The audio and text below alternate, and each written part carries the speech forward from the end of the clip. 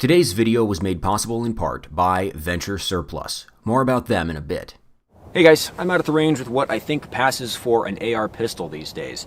The ATF has been trying to ban pistol stabilizing braces. It's currently sort of forestalled by a bunch of lawsuits, but if it goes through, I've been wondering what effect it's going to have on the AR pistol market.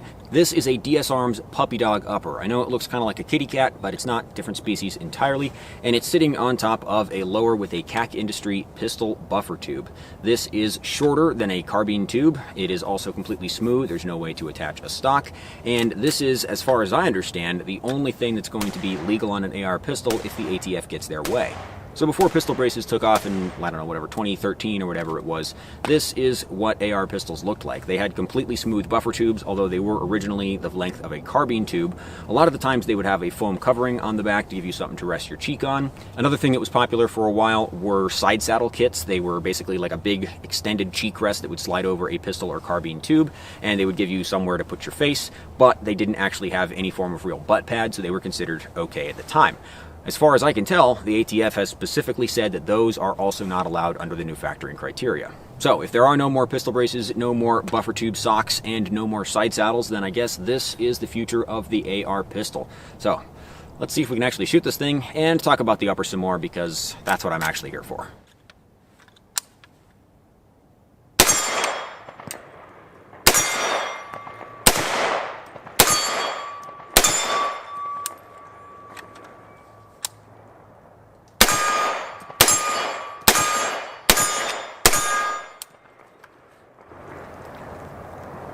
Yeah, that's enjoyable. Today's video is brought to you by our sponsor, Venture Surplus, and by the venerable poncho liner, also known as the Whoopee blanket. The Whoopee is such a beloved piece of surplus gear that it has effectively supplanted the search engine optimization for the actual poncho. If you are in an extremely wet environment, the poncho liner won't keep you alive on its own, but they make an excellent supplement for your sleep or shelter system. If you're watching this video on release, Venture Surplus has a bunch of M81 Woodland poncho liners still in stock, but it's kind of unlikely any more of these will be surplused in the future because M81 Woodland is not the current issue camouflage pattern. It's also not the last camouflage pattern. It's like 2 or 3 patterns ago. That depends on if you see Multicam and Scorpion W2 as separate patterns. Poncho liners are a great item to supplement a backpack kit or to keep in your car for emergency warmth. I used to keep a poncho liner in my backpack, but after a trip I left it on the couch to air out and my cat claimed it. Hey buddy. Hey. You missed your whoopee by about 2 feet. So I had to order another one for myself. Unfortunately, it's in ACU, not Woodland. This is a poncho I got from Venture Surplus, and this is my new poncho liner to replace the one the cat stole from me. Ponchos are uninsulated and almost completely waterproof. Poncho liners are made of polyester, so they're water resistant and they do dry quickly, but they're mostly there for insulation. Know the difference. It could save your life. I actually have no idea how to use a poncho and a poncho liner together. I've never done it. I don't think anybody has. Not a good time, bro. Check out the link to Venture Surplus in the video description. Use the code HOPD10 to save 10% during the month of December. And thank you guys very much for watching. As of this recording, things are looking up for pistol braces. Until recently, there was a limited injunction protecting customers of Maxim Defense and members of the Firearms Policy Coalition, but as of very recently, a much broader injunction has been filed that has put pistol braces back on the menu nationwide. I have no idea how this is going to shake out in the end. Firearms law is not really my area of expertise, but I did enjoy speculating on what a successful brace ban would do to the AR pistol market. This is an old school AR pistol lower, and if the ATF gets their way, it will also be the new school of AR pistol lowers. Back before the invention and adoption of the pistol brace, AR pistols were not popular because they fucking sucked.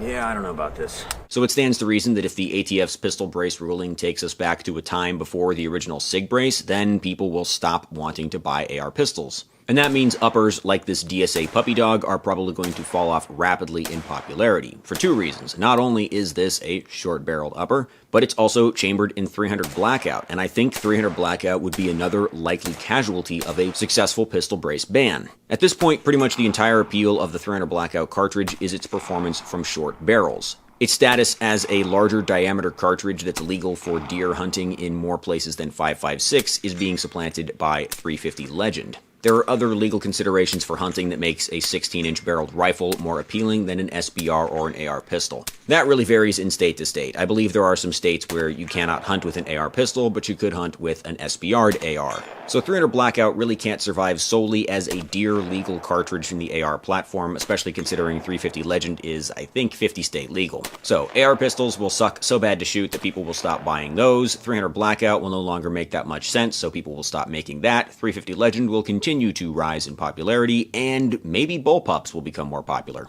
If you want a gun with a short overall length for any reason, whether that's because you want to stick a can on the end of it or you want to put it in a bag in a vehicle, bullpup rifles could become a de facto choice.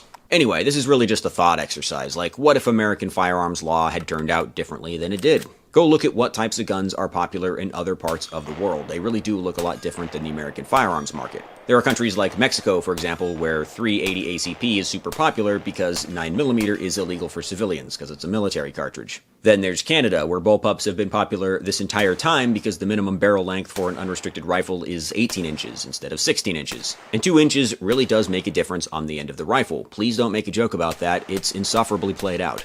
Anytime NFA law is being discussed, of course, we like to bring up those European countries where suppressors are completely unregulated. So instead of being $1,000 precision-engineered devices that are made with the assistance of computational fluid dynamics software, they're just on the rack at Home Depot, or whatever the European Home Depot is, and they cost like $20, and you're only expected to last like 200 rounds. In some European countries, I gather you sort of flip a coin between whether you want to duct tape a 2-liter to the end of your rifle or go to the hardware store for another can.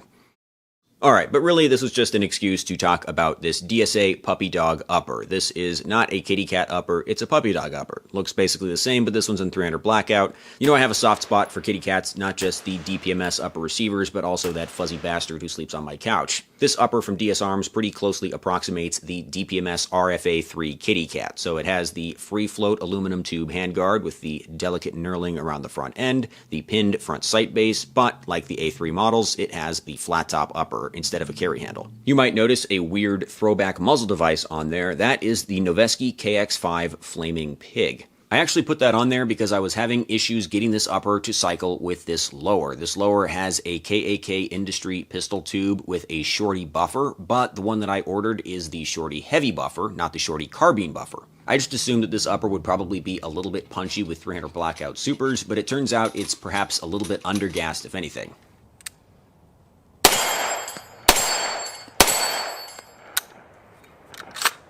Failure to feed.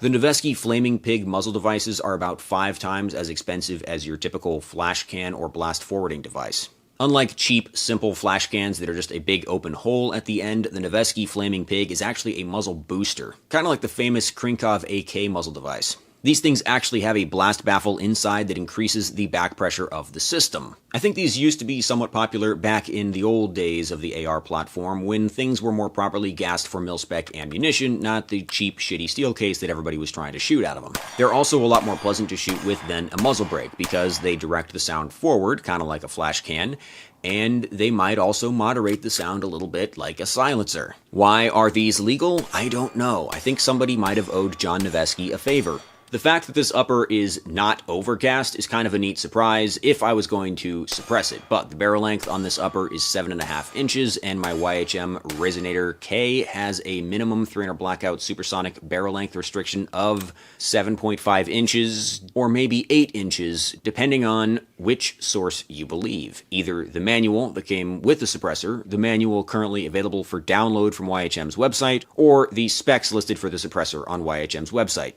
2 out of 3 sources tell me I shouldn't try to shoot supersonic ammo through this gun with a Resonator K attached. I know it's a very small difference, but I don't want to invite future warranty problems over an insignificant half-inch. Again, please don't make the jokes, I'm really tired of them.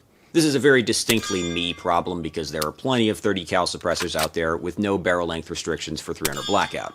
So if you're only interested in a kitty cat style upper as purely a fun blaster, then you really might as well just get one in 5.56 because the flash is huge, it's cheap to shoot, and also the recoil is a little more pleasant if you're going to try to cheek pistol it, although of course I don't recommend that because it's very stupid. But if you actually have an idea to make some kind of practical kitty cat, like a truck gun or a micro home defense gun or weird PDW, something like that, 300 blackout is a much better cartridge.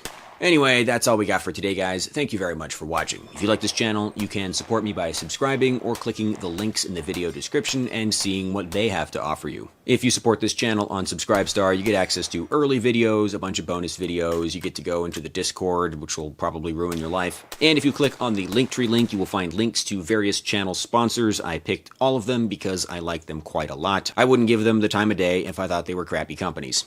See you guys next time.